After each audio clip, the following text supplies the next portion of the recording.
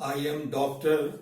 Arun Kumar Singh, Assistant Professor of English, Sant Shiromani Guru Ravidas Government College, Sargaon, District Mungeli, Chhattisgarh. Today, I am going to teach the students of MA English second semester. Today, we will discuss an essay on the rule of the road written by A.G. Gardiner. The whole essay has been divided into two parts. In part 1, we will discuss Gardiner as an essayist and his prose style. In the second part, we will discuss the theme and content of On the Rule of the Road. So, first of all, I am going to tell you about A.G. Gardiner. Gardiner was an illustrious essayist. He was a reputed journalist. He was born in 1865 and he died in 1946. He wrote several essays and sketches under the pen name of Alpha of the Plough. He was the editor of Daily News. He was the editor of this newspaper for 4 or 5 years. When he became the editor of this newspaper, the sale of the newspaper increased a lot. And he was also the president of the Institute of Journalists. After resigning from the Daily News, he joined the Star and he wrote several essays for this new journal, the Star. Every writer is the product of his age. He is the creature of his age. At the same time, he is the creator of his age. When Gardiner was writing, the First World War took place. The impact of the First World War was very much disastrous on the writers of the age. Gardiner was influenced. He was terribly influenced by the devastation and destruction of the First World War. T.S. Eliot, one of the greatest poets of the age, he was also terribly influenced by the horror and terror of the First World War. He wrote The Waste Land, one of the greatest poems of the age, dealing with the impact of the First World War. The very first line of The Waste Land is, April is the cruelest month. And the very first line of Chaucer's The Canterbury Tales is, April is the month of sweet showers. Chaucer's April is characterized by a very energetic kind of fecundity, a very energetic kind of productivity. It is full of life, it is full of rains and joys, it is full of the ebullience of the spring season. But remember, the Eliot's April is the cruelest month. This massive transition from the sweet to the cruel is a direct commentary on the contemporary state of culture and civilization. During the First World War, life had gone sterile. It had gone barren. The perpetuation and multiplication of life had come to a stop, and fulfillment had degenerated into disgust. It was the period of the breakup of civilization. It was the period of the crack-up of culture, of several moral values. So T.S. Eliot gives a very graphic description of the destruction, devastation, dilapidation of the First World War. Similarly, Gardiner, in several of his essays, deals with the darkness, deals with the sorrows, deals with the havoc, deals with the nightmares caused by the First World War. He is terribly affected. He is badly injured. T.S. Eliot gives the philosophy of pessimism, nihilism in the wasteland. Similarly, Gardiner, in several of his essays, he expresses his anger, he expresses his negative thinking regarding the experiences of the First World War. But during the fierce tempests for Gardiner, life is also a midsummer night's dream.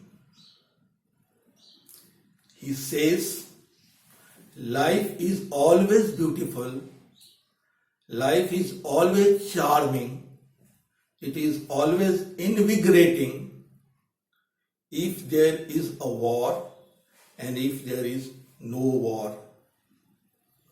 Even during the fierceness of, even during the ferocity of the First World War, we must not lose our passions. We must not lose our poise, the equilibrium of our mind, the peace and tranquility of our soul. When he says all these things, we remember the lines of Satan in the Paradise Lost. Satan is thrown out of the heaven and he is thrown into the hell. And he says to the fallen angels, mind is in its own place. It does not matter for me whether I am living in a hell or living in a heaven. My mind is so much capable. My mind has so much abilities that it can turn a hell into a heaven, or it can turn a heaven into a hell. And Gardiner says the same thing. During the First World War, be positive. Enjoy the fruits of life. Enjoy the sweets of life.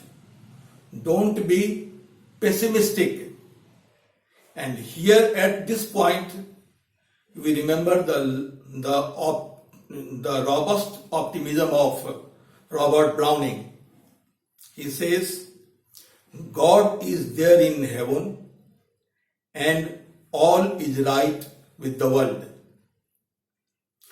So in several of his essays, A.G. Gardiner deals with the ferocity, deals with the terrors and horrors of the First World War. At the same time, he is projecting a positive philosophy. This is the first important aspect of his essays. The next important aspect of his essays is his attitude towards life. He tells us in several of his essays, he tells us about the importance of little courtesies.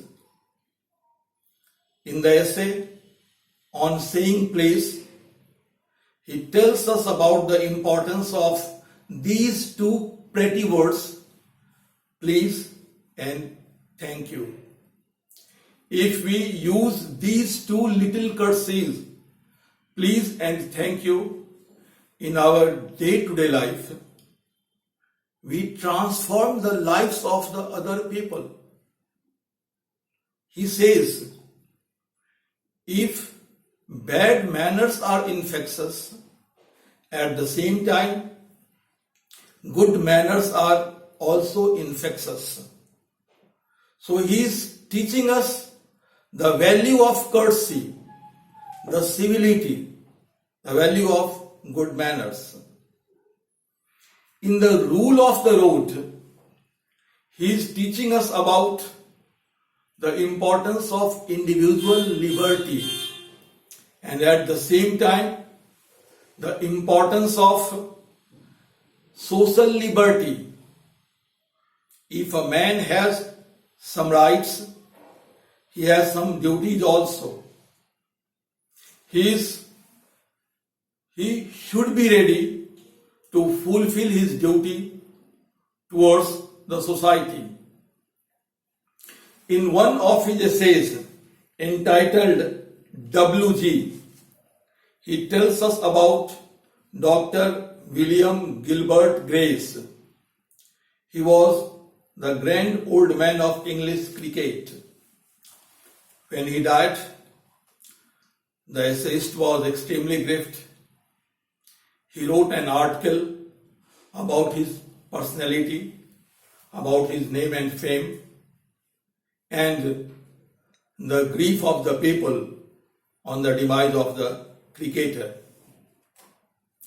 In one of his essays entitled Superstitions, he tells us about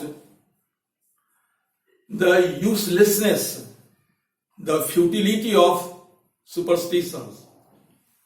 So many people in different parts of the world believe in superstitions.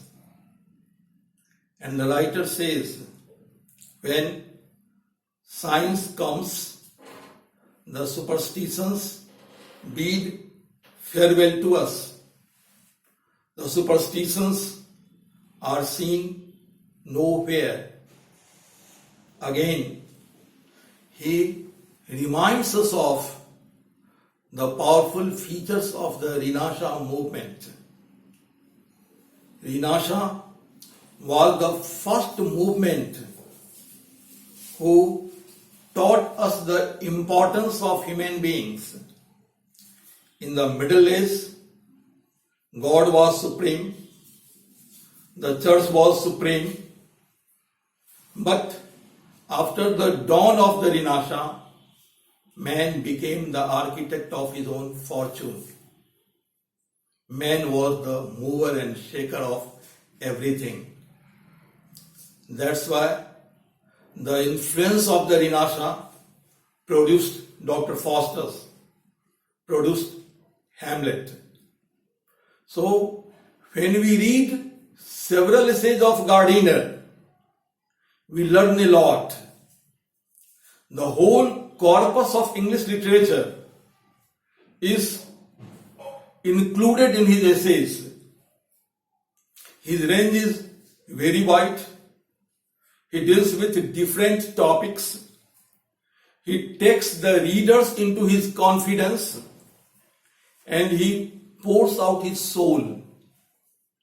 He tells us about his likes and dislikes, about his favorite heroes, about his prejudiced views. So, he deals with different types of ideas. He gives us different philosophy, though He is not always philosophical in his essays. He does not deal with deep and profound spirituality. He does not deal with the scriptures. He tells us about the importance